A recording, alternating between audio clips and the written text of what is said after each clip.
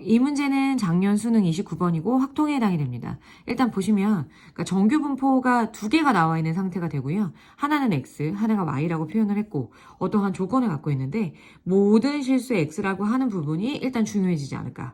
라는 생각을 가지고 두 가지 경우에 대해서 조금 풀어내 보도록 하겠습니다. 그러니까 첫 번째 같은 경우는 동일하게 X에 관해서 얘기를 하고 있기 때문에 상대적으로 파악하기 조금 수월하지 않을까라는 생각이 들고요. 평균을 중심으로 했었을 때 평균이라고 그냥 쓰겠습니다. 평균을 중심으로 했었을 때 뭐뭐보다 작다, 뭐뭐보다 작다라고 하는 부분과 그 다음에 뭐뭐보다 크다라고 하는 부분이 동일하다라고 되어 있어요. 그죠? 그러면 그 부분이 동일하기 위해선 얘네 두 개의 중점, 얘네 두 개의 중간값이라고 하는 것이 반드시 평균이 나올 수밖에 없다. 그랬을 경우에는 요거 두 개를 더한 다음에 2로 나눠야 되는데 요거 두 개를 더했을 때는 보시면 아시겠지만 40이 돼요. 그러니까 x가 사라집니다. 이거 2로 나눴을 때 20이 나오기 때문에 여기서의 평균이라고 하는 거는 굉장히 수월하게 20이다라고 하는 값이 나오고 얘라고 하는 거는 여기 이제 문제상에서 m1이라고 표현이 됩니다. 이미 우리가 M1을 하나를 계산을 한 것이고 근데 두 번째가 상대적으로 조금 더 복잡해지겠죠. 얘는 Y에 관한 얘기를 하고 있고 얘는 X에 관한 얘기를 하고 있기 때문에 일단 부등호의 방향은 동일합니다. 그래서 Y에 대해서 먼저 얘기를 해보면 이 부분에 대해서는 우리가 표준화 작업을 해야 동일한 그 선상에서 얘기를 할 수 있지 않을까 싶습니다. 그러니까 일단 시그마분의 시그마2에 해당이 되죠. 별량 마이너스 평균. 여기 M2였죠. 이거랑 그 다음에 뭐가 동일하냐면 여기서 이제 확률이겠죠. 그 다음에 여기서의 확률인데 마찬가지로 표준화 작업을 거치게 되면 시그마 1이 되고요. 그 다음에 별량 마이너스 평균이 됩니다. 별량이 x 플러스 10. 그 다음에 평균 같은 경우 선생님 좀 전에 구했어요. 마이너스 20이라고 할 수가 있겠다. 그렇다라고 생각하면 얘는 z가 시그마 2 분의 x-m2에서 크게 벗어나는 거 없을 거 하고 이 부분을 일단 주목을 해주시고 얘 같은 경우도 z라고 하는 게 시그마 1에서 x-10이라고 하는 걸로 정리가 되더라. 그렇다면 이게 지금 부등호 방향이 동일하기 때문에 얘네 두 개가 동일해야만 가능한 거죠.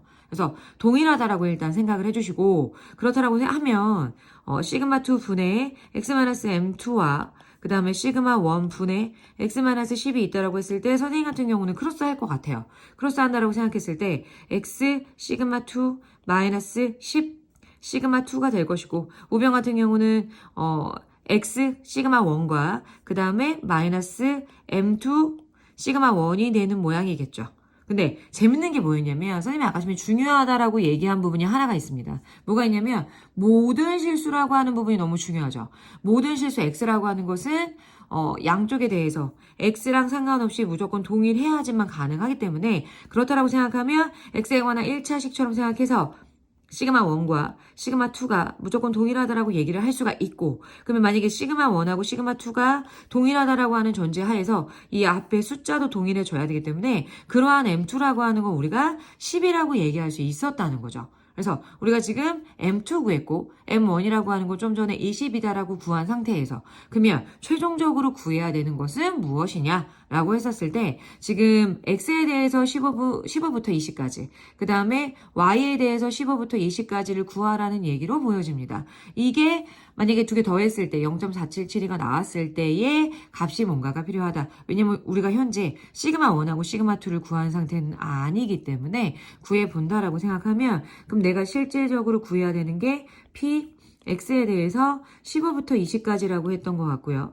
여기 더하기 한 다음에 P, Y에 대해서 얘기를 함에 있어서 15부터 20까지라고 얘기했던 것 같아요. 이게 두 개 더했을 때 결과적으로 0.477이 나왔을 때를 얘기를 한번 해보자. 그럼 두 개를 이제 각각을 표준화 작업을 함에 있어서 일단 시그마 1은 모르니까 시그마 1 분의 각각에 대해서 시그마 1 분의 별량 마이너스 평균.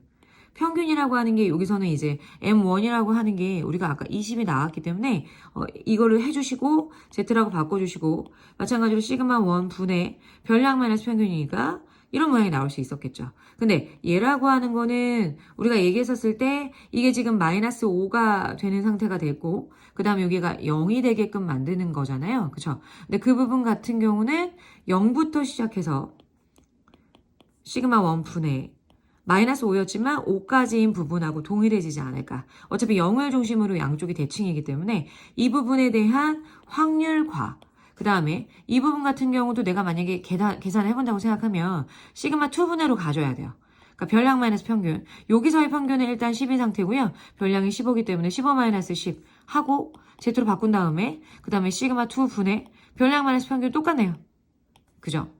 여기 10이었구나. 별량 마이너스 평균이었는데 그 평균이라고 하는 부분이 여기는 10인 상태라고 본다면 양쪽을 봤었을 때 얘 같은 경우는 시그마 2분의 5가 될 것이고 그 다음에 여기 같은 경우는 시그마 2분의 10이 되는 상태가 되는데 이게 지금 문제상에서 선생님이 아까 전에 제일 먼저 뭐라고 했었냐면 시그마 1하고 시그마 2하고 동일하다라고 하는 부분이 바로 위에서도 보여지는 것이고 나왔어요.